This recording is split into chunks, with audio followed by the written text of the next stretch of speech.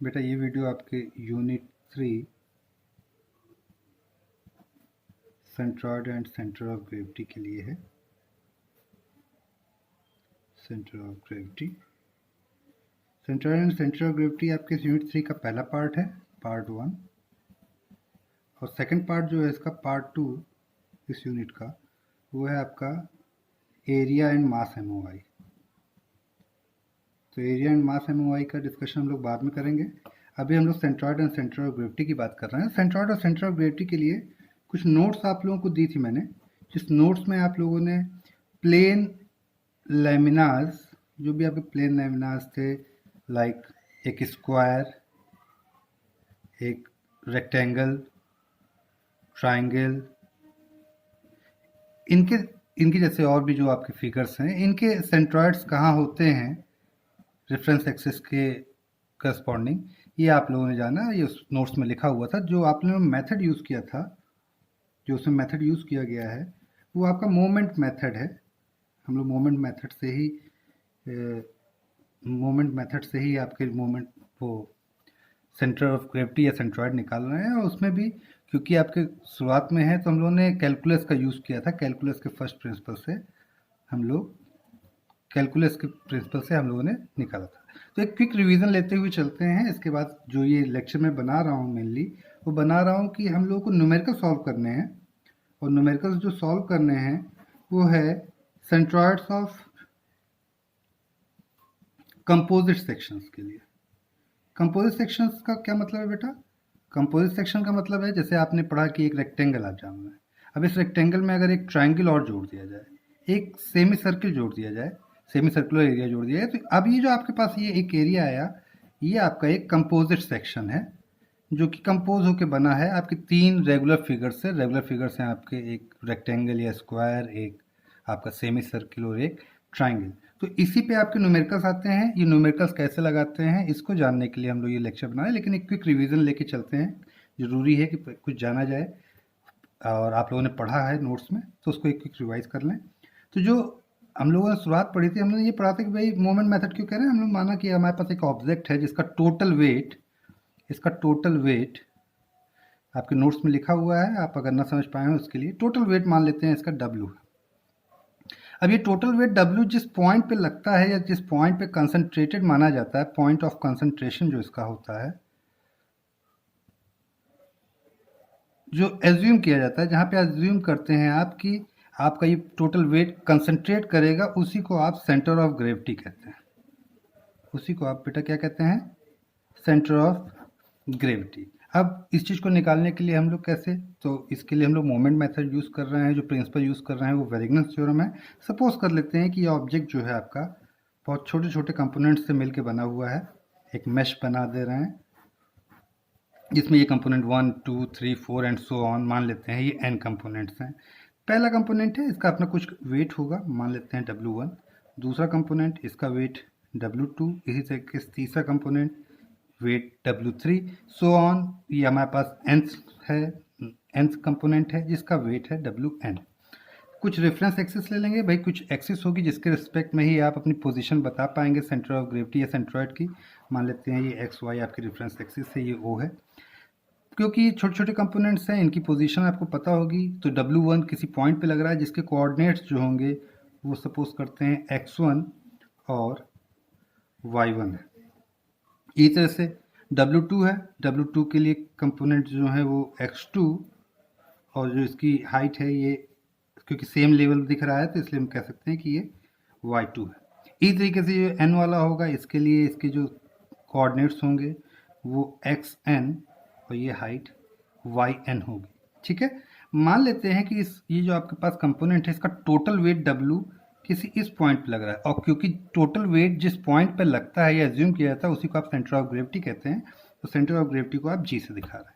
G के जो coordinates हैं, वो कोऑर्डिनेट्स, इसका हॉरिजॉन्टल जो कोऑर्डिनेट है वो x बार है, वर्टिकल कोऑर्डिनेट जो है वो y बार। ठीक है बेटा, और इसी पॉइंट पर आपका टोटल वेट W एक्ट कर रहा है। ठीक है, अब वेगनस थ्योरम ये कहती है कि कंपोनेंट फोर्सेस के कारण किसी पॉइंट के अबाउट जितना मोमेंट हो उसका जो समेशन है वो इक्वल होता है उसी पॉइंट के अबाउट उन कंपोनेंट फोर्सेस के रिजल्टेंट के मोमेंट के बराबर होता है कि इक्वल होता है। तो इसी वैगनर्स थ्योरम का यूज करते हैं हम लोग, और ये कहता है summation of moments of component forces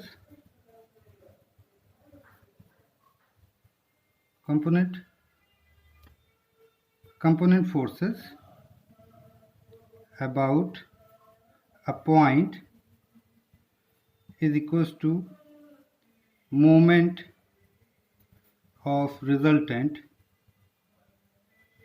about same point। यहाँ पे आप पॉइंट कह सकते हैं या फिर एक्सिस, जो आपको यहाँ पे एक्सिस भी ले सकते हैं। तो यहाँ पर हमने जो इस न्यूमेरिकल में या इसको समझने के लिए जो एक्सिस ली है, पहले समझने के लिए हम एक्सिस ले रहे हैं वो ओ वाई या वर्टिकल एक्सिस ले रहे हैं।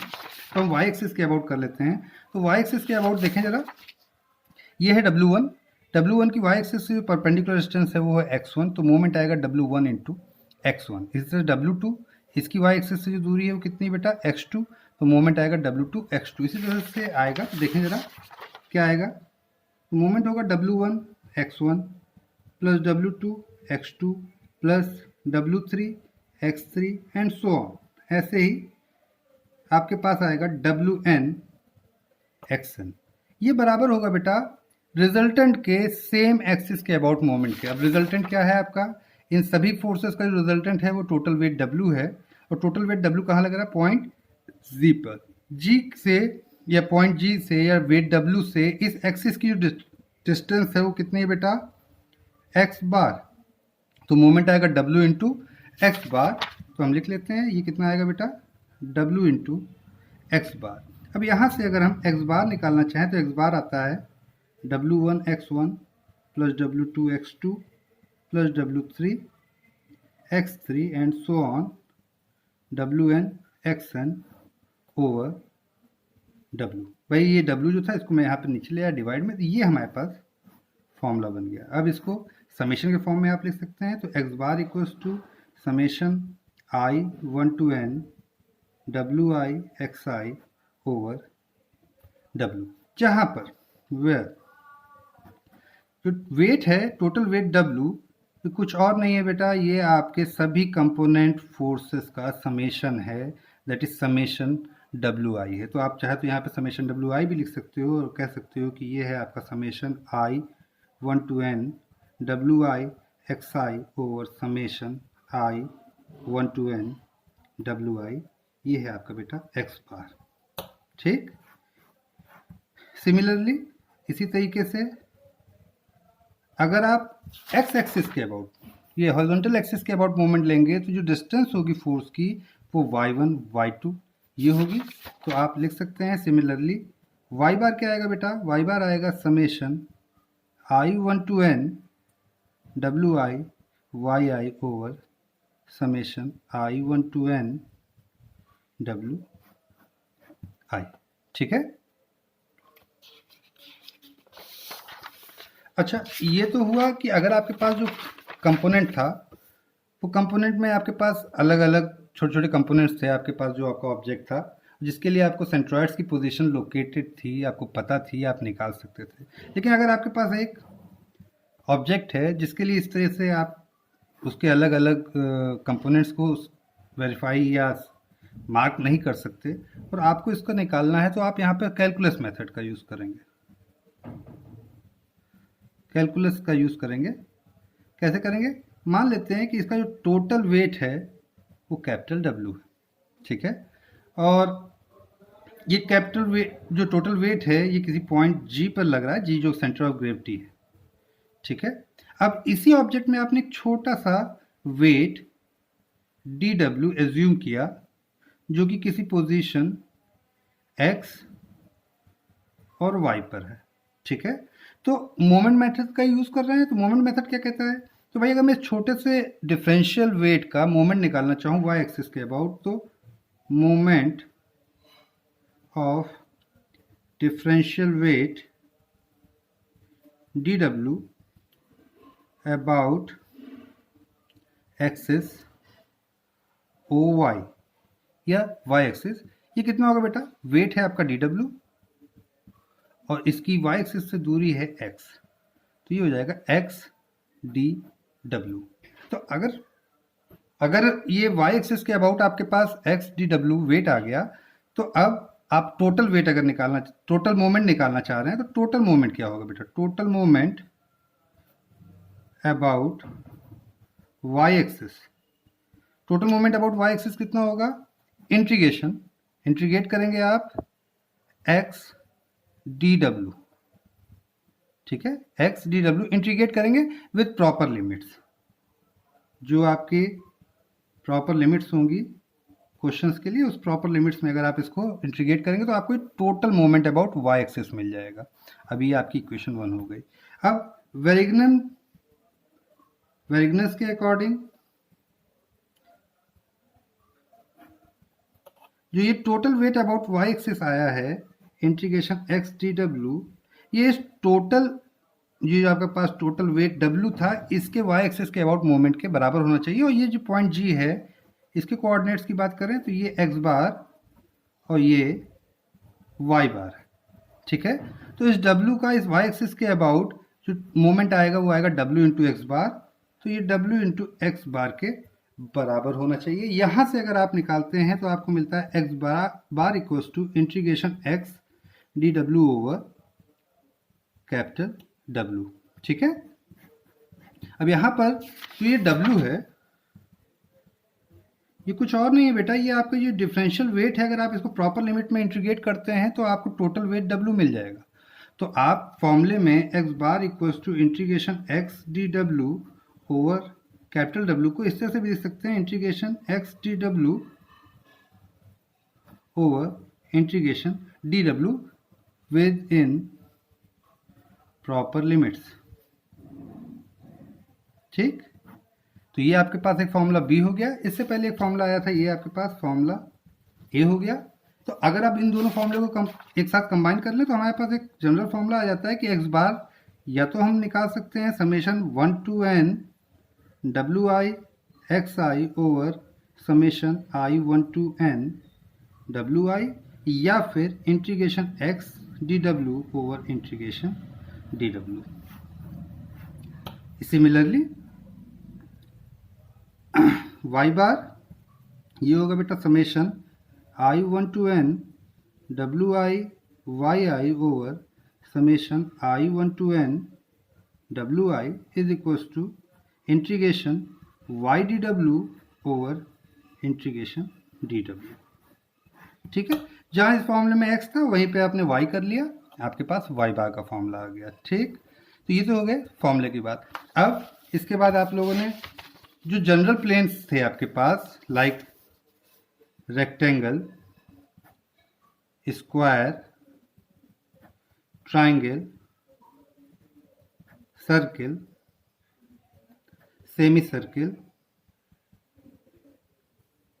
और क्वार्टर सर्किल, इन सब के सेंट्रॉइड कहाँ होंगे इसके लिए आपको नोट्स दी है, आप लोग वहाँ कर लिए। लेकिन हम लोग एक बार ज़रा ये रिवीजन कर लेते हैं कि नोट्स इन सेंट्रॉइड्स की पोजीशन कहाँ होती है, ठीक है। तो देखें, सबसे पहले हम लोग बात करते हैं रेक्टेंगल की। पूरा मेथड नहीं डिस्कस कर रहा हूँ, मेथड लिखा हुआ है आपको नोट्स में दिया हुआ है, किस तरह से लगाते हैं वो चीज़ डिस्कस हो चुकी है, उसको आप लोग अपने नोट्स को देखिएगा, समझ में आ जाएगा। अगर नहीं होगा तो कॉन्टेक्ट कर लीजिएगा, बता दिया जाएगा।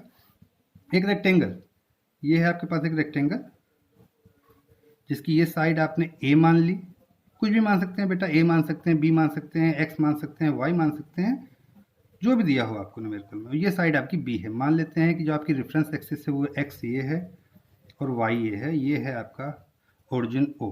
तो इसका जो सेंट्रॉइड होगा वो यहाँ पर होगा, सी से दिखाते हैं सेंट्रॉइड्स को, यहाँ पर होगा, और ये आपके मिड पे होगा b/2 पर, मतलब ये डिस्टेंस आपकी b/2 होगी और ये डिस्टेंस आपकी a/2 होगी। इसी तरीके से अगर आप स्क्वायर की बात करते हैं तो स्क्वायर में दोनों साइड्स इक्वल होंगी, मान लेते हैं वो साइड्स आपकी a हैं,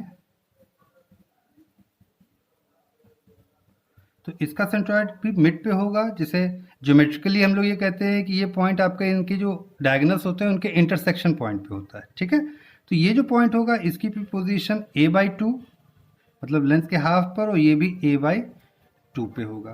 बात करें अगर सर्किल की, तो सर्किल का जो सेंट्रॉयड होगा वो यहाँ पे सर्किल के सेंटर पे होगा, जहाँ से आपकी हॉरिजॉन्टल एक्स एक्सिस और वर्टिकल वाई एक्सिस जा रही होगी, तो ये इसका सेंट्रॉयड सी होगा। अब अगर आपकी रेफरेंस एक्सिस आपने यहाँ मान रखी है, ये आपकी एक्स एक्सिस है, और आपने वाई एक्सिस यहाँ मान रखी है, तो अब इसकी जो पोजीशन होगी ये रेडियस के बराबर होगी, ये भी आर होगा और ये भी रेडियस आर होगा, ठीक है। अगर आपने यहीं पर एक्स वाई मान रखा है तो सी की पोजीशन ओरिजिन होगी, मतलब 0,0। अगर आपने इससे टेंजेंट करते हुए एक्स और वाई बना रखा है तो इस सी की पोजीशन r, होगी, ठीक है। एक्सेस बदलने से आपके सेंट्रॉयड की लोकेशन नहीं बदलेगी, फिगर के पेरिफेरी के रिस्पेक्ट में सेंट्रॉयड एक कांस्टेंट पॉइंट होता है। अब एक्सेस बदलने से उसके कोऑर्डिनेट्स बदल सकते हैं, क्योंकि आपके एक्सेस से उसकी दूरी बदल सकती है। यहाँ पर एक चीज और, एक्सिस ऑफ सिमेट्री की भी बात कर लेते हैं। एक्सिस ऑफ सिमेट्री, बेटा कोई भी एक्सिस जिससे कि आपके फिगर के दो इक्वल हाफ्स हो जाएं जो कि एक दूसरे के मिरर इमेज हो, जैसे ये वाई एक्सिस। अगर मैं वाई एक्सिस की बात करूं तो वाई एक्सिस के कारण आपके इस फिगर का हाफ पोर्शन, ये हाफ पोर्शन इस हाफ पोर्शन का मिरर इमेज बन रहा है। तो ऐसी कोई भी अगर एक्सिस आपके ऑब्जेक्ट में है, ऐसी कोई भी एक्सिस आपके इस ऑब्जेक्ट में है, तो इसे आप एक्सिस ऑफ सिमेट्री कहते हैं। और अगर आपके ऑब्जेक्ट में, आपके फिगर में एक्सिस ऑफ सिमेट्री है, तो ये पक्की बात है कि सेंट्रॉयड उस एक्सिस पर लाई करेगा। Centroid will lie on that axis. That axis मतलब एक्सिस ऑफ सिमेट्री, ठीक। तो एक्सिस ऑफ सिमेट्री पे पक्की बात है वो लाई करेगा।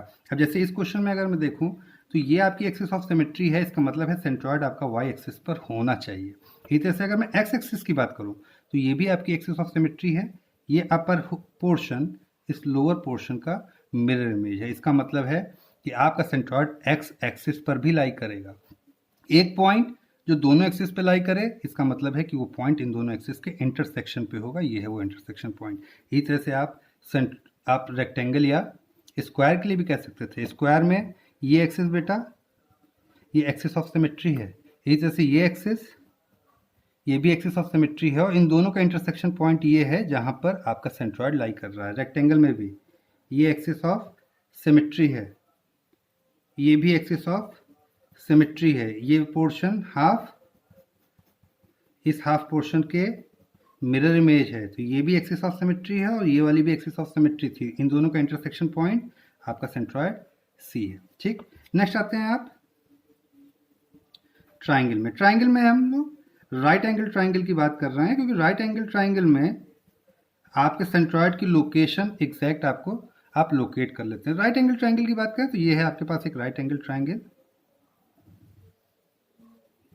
जिसका बेस बी मान लेते हैं, हाइट h मान लेते हैं। तो इसका सेंट्रॉयड यहाँ होगा बेटा सी पर, जो कि बेस की पैरेलल लाइन जो होगी ये पोजीशन होगी, ये b/3 होगी, और ये जो लाइन जो कि h के पैरेलल है ये h/3 होगी। मतलब इसका सेंट्रॉयड b/3 और h/3 पर लाई करेगा, ठीक है। तो रेक्टेंगल हो गया, स्क्वायर हो गया, ट्राइंगल हो गया, सर्किल हो गया। अब बात करते हैं सेमी सर्किल की। सेमी सर्किल, सेमी सर्किल क्या है भाई? ये है सेमी सर्किल। अब ये सेमी सर्किल कैसे भी रखा हो सकता है, यहाँ पे समझने की चीजें हैं कुछ। देखें, ये सेमी सर्किल का बेस है और ये आपकी एक रेडियस है जो कि बेस के परपेंडिकुलर है। दैट मीन्स ये आपकी परपेंडिकुलर रेडियस है, ठीक है।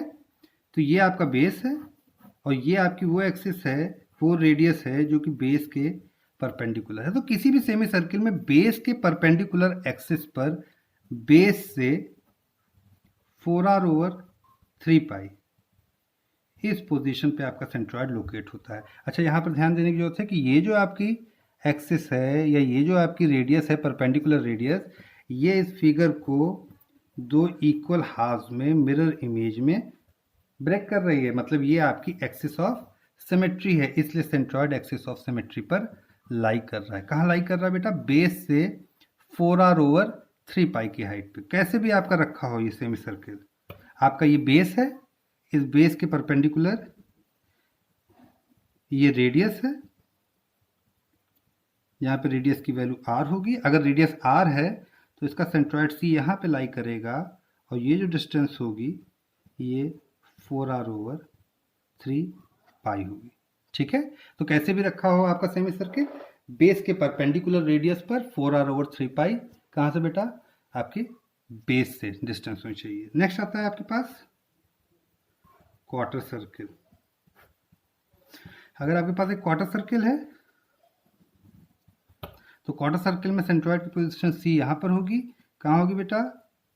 4r/3 पाई ये, 4r/3 पाई ये दोनों ही डिस्टेंस आपकी 4r/3 पाई है, जैसे यहाँ पर था, बस आपकी ये 4r/3 पाई थी, अब ये दोनों ही 4r/3 पाई है। अब यहाँ पर ये दोनों ही आपके इस क्वार्टर सर्किल के लिए बेस हैं, एक ये बेस है, एक ये बेस है, तो बेस से 4r/3 पाई इस डिस्टेंस पे आपका इसका सेंट्रॉइड लोकेट होगा। ठीक है, तो जितने भी आपके सेंट्रॉइड्स होने थे कहाँ पर होंगे, ये बातें हो गई।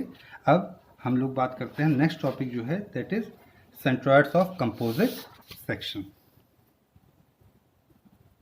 Centroids of composite section. कोई भी कंपोजिट सेक्शन है, इसका सेंट्रॉइड निकालने के लिए किस तरह से निकालते हैं जरा देख लें। सबसे पहले एक कोई न्यूमेरिकल हम लोग समझने के लिए ले लेते हैं। मान लेते हैं कि हमारे पास एक एल सेक्शन है, क्योंकि ये अल्फ़ाबेट एल की तरह दिखता है इसलिए इसे हम लोग एल सेक्शन कहते हैं। डायमेंशंस दे रखी होंगी, मान लेते हैं इस एल सेक्शन की ये डायमेंशन दे रखी है 120 mm और ये डायमेंशन दे रखी है 150 mm। इसके अलावा इसकी जो थिकनेस दे रखी है ये 30 mm दे रखी है और ये थिकनेस भी इसकी ये 20 mm दे रखी है। ठीक है, तो ये है आपके पास एक एल सेक्शन। अब पहली चीज, पहला स्टेप 1, आप assume x and y axis if not given in the numerical. बेटा अगर आपके न्यूमेरिकल में कोई x और y एक्सिस नहीं बनी है तो पहला काम आपका यही होगा कि आपको आपके एक्सिस एज्यूम करने हैं। ठीक है, आपको आपके एक्सिस एज्यूम करने। कैसे एज्यूम करेंगे भाई? जो भी आपका फिगर दिया हो उसके सबसे बॉटम पे, सबसे निचले हिस्से पर आप एक्स एक्सिस मान लेंगे और एक्सट्रीम लेफ्ट साइड पर, सबसे आखिरी जो इसका कोना होगा बाईं ओर का लेफ्ट साइड पर, आप वाई एक्सिस मान लेंगे। ऐसा इसलिए करेंगे जिससे कि पूरा का पूरा फिगर आपका फर्स्ट क्वाड्रेंट में आ जाए। ठीक है, पहले क्वाड्रेंट में आ जाए फर्स्ट क्वाड्रेंट में, इसके लिए आपने एक्स और वाई दो एक्सिस एज्यूम कर लिए। अगर आपके न्यूमेरिकल में एक्सिस दे रखे हैं तो आप उन्हीं एक्सिस को ही अपनी रेफरेंस एक्सिस मानते हुए न्यूमेरिकल लगाएंगे। स्टेप 2, स्टेप 2 में क्या करेंगे बेटा? रेगुलर सेक्शंस जो भी हैं आपके रेगुलर सेक्शंस, उन्हें मार्क करिए, mark and label them by a number. कोई एक नंबर देके उन्हें लेबल भी कर दीजिए, उन्हें मार्क करिए। अब आपके ऊपर है, कुछ बच्चे इसको आप कुछ बच्चे इस तरह से मान सकते हैं कि ये मेरा एक रेक्टेंगल है, कुछ बच्चे मान सकते हैं कि मेरे पास ये एक रेक्टेंगल है और ये एक रेक्टेंगल है। तो ये कोई डिफरेंस नहीं क्रिएट करेगा कि आप कौन सा मान रहे हैं। आपको मानना है, आपको एक रेक्टेंगल लेना पड़ेगा। सपोज कीजिए मैंने मान लिया कि मेरे पास एक रेक्टेंगल ये है और दूसरा रेक्टेंगल ये है। जैसे ही मेरे पास दो रेक्टेंगल आ गए, मैंने इनको नंबर से मार्क कर दिया। ये मेरा पहला सेक्शन है या पहला पार्ट है और ये दूसरा है। ठीक है, जैसे ही आप ये कर लें, जैसे मैं यहाँ पे बना देता हूँ साफ, कि मैंने इस तरीके से इसके दो सेक्शंस को मार्क कर लिया कि ये है आपका 2 और ये है आपका 1। ये आपकी x एक्सिस है और ये आपकी y एक्सिस है। मार्क करने के साथ साथ डायमेंशंस को भी मार्क कर दें। इसकी डायमेंशन कितनी है बेटा? ये 120 है। ये हाइट कितनी थी? 30 थी। ये कितना है बेटा 20 है और ये टोटल 150 दे रखा था। अब जब आपने इसको अलग अलग कर लिया तो अब ये हाइट आप मार्क कर लें, ये 150 में से 30 आप माइनस कर देंगे तो ये बचेगा 120। मतलब मेरे पास दो रेक्टेंगल है, पहला रेक्टेंगल ये है 120 इंटू 20 का और दूसरा रेक्टेंगल ये है 120 इंटू 30 का। तो जो पहला वाला है उसकी डायमेंशन है 120 इंटू 20 और दूसरा वाला जो है इसकी डायमेंशन जो है वो है 120 इंटू 30। जब आपने ये मार्क कर लिया तो अब आप इनके सेंट्रॉइड्स को, स्टेप जो होगा नेक्स्ट होगा वो होगा mark centroids of the section. Sections की जो आपके इसी में लिख दे रहा हूँ, step 3 mark centroids of sections. जो भी सेक्शंस हैं उनके सेंट्रॉइड्स को मार्क करिए, साथ साथ ऑल्सो फाइंड देयर कोऑर्डिनेट्स। उनके कोऑर्डिनेट्स को निकाल लें with reference to X and Y axis.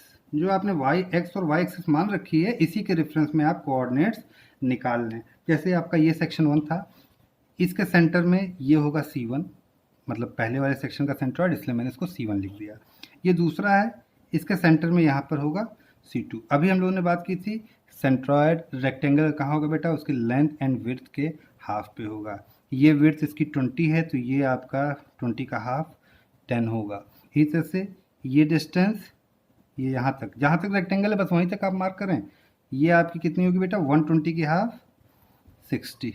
ठीक, इसी तरह से इस वाले फिगर में आ जाएं तो ये डिस्टेंस कितनी होगी बेटा, ये आपकी डायमेंशन 120 थी तो ये डिस्टेंस होगी 60 और ये डायमेंशन 30 थी तो ये इसकी हाफ 15। आपने ये डिस्टेंस जरूरी नहीं आप मार्क करें, आप बना लें, आपको सक्सेसफुली इसके कोऑर्डिनेट्स लिखने हैं।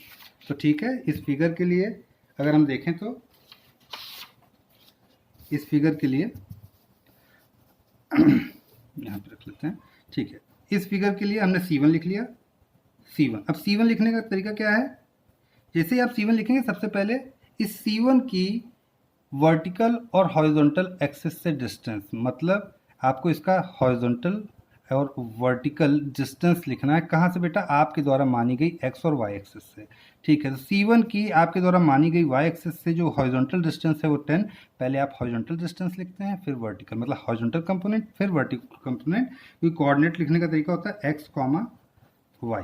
तो ठीक है, C1 इसका जो भी आपकी रेफरेंस एक्सिस है आपको उससे इसकी डिस्टेंस को लिखना है, वही उसके कोऑर्डिनेट्स होते हैं।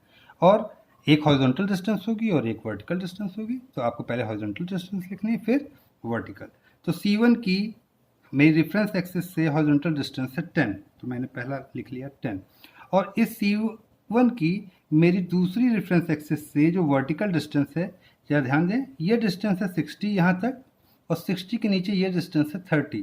टोटल डिस्टेंस कितनी है C1 की, 60 प्लस 30 90, दैट मीन्स इसके कोऑर्डिनेट्स होंगे 10, 90। C2 की बात करें, C2 ये है, C2 की मेरी y एक्सिस से जो डिस्टेंस है वो कितनी है बेटा 60, डायरेक्टली मुझे मिल रही है कि 60 ही है, तो भाई 60 हॉरिजॉन्टल डिस्टेंस। और इसी C2 की मेरी दूसरी रेफरेंस एक्सिस से जो डिस्टेंस है वो कितनी है 15, तो 15। तो मैंने कोऑर्डिनेट्स लिख लिए। कोऑर्डिनेट्स लिखने के साथ साथ इन्हीं सेक्शन 1 और 2 का एरिया भी लिख लें। पहला सेक्शन रेक्टेंगल है, रेक्टेंगल का area length into width, length है 120, विड्थ है 20, दैट मीन्स A1 कहेंगे भाई, सेक्शन 1 का एरिया है A1 कितनी है बेटा 120 इंटू 20, दैट इज 2400। सही है। दूसरा क्या करेंगे A2, दूसरे सेक्शन का एरिया A2। अब A2 की आप डायमेंशंस की बात करें, ये भी एक रेक्टेंगल है तो इसका भी एरिया होगा वो होगा लेंथ इंटू विड्थ, लेंथ है 120 और विड्थ है 30, तो जो एरिया आएगा वो आएगा 3600। इतना काम कर लें आप, आपका फिगर बन गया। आपने फिगर में एक्सेस बना ली एक्स और वाई, आपने अपने फिगर्स को मार्क कर लिया, जैसे इसमें दो रेक्टेंगल थे दोनों को मार्क कर लिया, फिर उसके सेंट्रॉइड्स को लोकेट कर लिया। सेंट्रॉइड्स को लोकेट करने के बाद आपने सेंट्रॉइड्स की कोऑर्डिनेट्स लिख लिए आपके बनाए हुए एक्स और वाई एक्सिस या आपको दिए गए एक्स और वाई एक्सिस के रेफरेंस में। इतना करने के बाद आपने अपने सेक्शंस का एरिया लिख लिया। अब फाइनली आप एक टेबल बना लेंगे। टेबल क्या बनाएंगे बेटा, देखें क्या क्या कंपोनेंट्स होंगे। पहले लिखेंगे इसमें आप सीरियल नंबर, जिसमें आप सेक्शंस के नाम लिखेंगे, यहाँ सेक्शंस भी लिख सकते हैं, सेक्शन 1 2 3, ठीक। फिर आप लिखेंगे एरिया, एरिया के नीचे लिख लीजिए एआई। एआई का मतलब ये जनरल जा रहे हैं आप। अब आप इसमें 1 के लिए लिखेंगे तो ये A1 हो जाएगा, 2 के लिए लिखेंगे तो A2 हो जाएगा, 3 के लिए लिखेंगे तो A3 हो जाएगा। एरिया लिखने के बाद आप लिखेंगे XI और YI, और जब आपके पास XI YI ये सारी वैल्यूज आपने निकाली हैं, इसके बाद आप AI में XI का मल्टीप्लाई करके AI XI लिख देंगे, और AI में YI का मल्टीप्लाई करके AI YI लिख देंगे। जैसे देखें यहाँ पर 2 सेक्शन है तो 2 सीरियल नंबर डाल रहा हूँ, 1 और 2। आप सीरियल नंबर लिख सकते हैं या फिर यहाँ पर लिख सकते हैं सेक्शंस, ठीक। 1 का एरिया कितना है बेटा 2400, तो आपने एरिया लिख दिया 2400। 2 का एरिया कितना है 3600, 3600 लिख दिया। फिर आपको 1 के आगे XI YI, दैट मीन्स आपको C1 के कोऑर्डिनेट्स लिखने हैं। C1 के कोऑर्डिनेट्स क्या है 10 90, 10 आपका X है और 90 आपका Y है, तो डायरेक्टली आप कोऑर्डिनेट्स जो लिख दें 10 90। C2 का कोऑर्डिनेट्स क्या है 60 15, 60 15। यहाँ पर ध्यान दीजिएगा कोऑर्डिनेट्स हमेशा पॉजिटिव नहीं आते, कई बार कोऑर्डिनेट्स में एक टर्म पॉजिटिव एक नेगेटिव या दोनों नेगेटिव आती है। तो यहाँ पर जो वैल्यू लिखेंगे विद साइन लिखेंगे, अगर वो प्लस है तो प्लस लिखेंगे, अगर वो माइनस है तो आप माइनस लगाएंगे, ठीक है। इस तरह से अभी एरिया के लिए भी एक चीज़ बताऊंगा, उसको भी आप ध्यान रखेंगे, ठीक है। अब आपके पास जब ये आ गया तो अब आप इस टेबल को कंप्लीट कर लें। टेबल कंप्लीट करने के लिए क्या 2400 इंटू 10, ये 24,000 हो गया। इससे 2400 इंटू 90, ये आ जाएगी आपके पास वैल्यू 216,000। इसे 3660 कर लें, 3660, 3600 आपका AI है, 60 आपका XI है, दोनों को मल्टीप्लाई किया, AI XI निकाला, AI XI के नीचे लिख देते हैं, ये वैल्यू आ रही है 216,000, ठीक है। फिर 3600 इंटू 15 कर लेते हैं, और ये वैल्यू आती है आपके पास 54,000। ये वैल्यू आपके पास आ गई, आपके पास टेबल कंप्लीट हो गई। अब आप AI वाले जो भी जितने भी नंबर्स हैं इनको सबको आप सम अप कर लें, तो आपके पास आएगा समेशन AI, दोनों को जोड़ लेंगे तो आपके पास वैल्यू आ जाएगी 6,000। इस तरह से AI XI वाले को भी सम अप कर लें तो आपके पास समेशन AI XI आएगा, और ये वैल्यू आएगी, आप दोनों को ऐड कर लें तो ये आ जाएगा 216,000 प्लस 24,000, ये वैल्यू है आपकी 244 टाइम्स 0। इसी तरह से AI YI को भी आप समअप कर लें, विद साइन कर लें। अगर इसमें से किसी टर्म पे माइनस आता है तो आपको उसको घटाना होगा, अगर दोनों टर्म प्लस हैं तो आपको प्लस करना है, तो आप इसको क्योंकि दोनों टर्म प्लस हैं तो प्लस कर लीजिए 216,000 प्लस 54,000, ये आ जाएगा आपके पास 27,000। आपके पास वैल्यूज आ गए। अब बेटा आप वैल्यू निकाल लें। एक्स बार की वैल्यू कितनी होती है, आपने फॉर्मूला बनाया था summation AI XI over summation AI, सारी वैल्यूज आपके पास है। समेशन AI की वैल्यू आपके पास है, समेशन AI XI है, अगर y बार निकालेंगे तो समेशन AI YI भी है। तो वैल्यू रख दें भाई, समेशन AI XI की वैल्यू कितनी है 244 टाइम्स 0, और AI की वैल्यू है, समेशन AI की वैल्यू है 6,000, तो ये 40 वैल्यू आनी चाहिए, डिवाइड बाई 40, ठीक।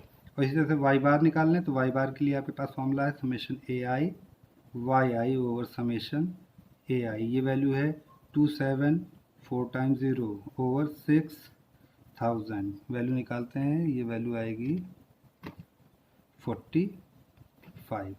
तो आपके जो x बार y बार हैं, जो कोऑर्डिनेट्स हैं आपके सेंट्रॉइड्स के, वो आ जाएंगे 40,45 विद रेफरेंस टू आपने जो एक्सेस मानी हुई है। यहाँ पर एक चीज़ ध्यान दीजिएगा, अगर एरिया जो भी आपके एरिया हैं, एरिया ऑफ सेक्शंस जो हैं, उन्हें एडअप किया जा रहा है टू कंप्लीट कंपोजिट सेक्शन, मतलब जैसे ये दो रेक्टेंगल थे, दोनों रेक्टेंगल को जोड़ने पर ही आपका एल सेक्शन बना, तो इसका मतलब है दो एरिया को आपस में एडअप किया गया, जोड़ा गया। तो अगर एरिया ऑफ सेक्शंस को आपको एडअप किया जा रहा है टू कंप्लीट द सेक्शंस, तो आपके एरिया जो होंगे वो पॉजिटिव लिए जाएंगे, उन्हें आप पॉजिटिव एज्यूम करेंगे। और अगर एरिया ऑफ सेक्शंस को बनाने के लिए सब्सट्रैक्ट किया जा रहा है, कोई हिस्सा निकाला जा रहा है, कोई सेक्शन काट के बाहर निकाला जा रहा है, जैसे सपोज कीजिए आपके पास एक ये सेक्शन है जिसमें से ये सेमी सर्किल काट के निकाल दिया जा रहा है।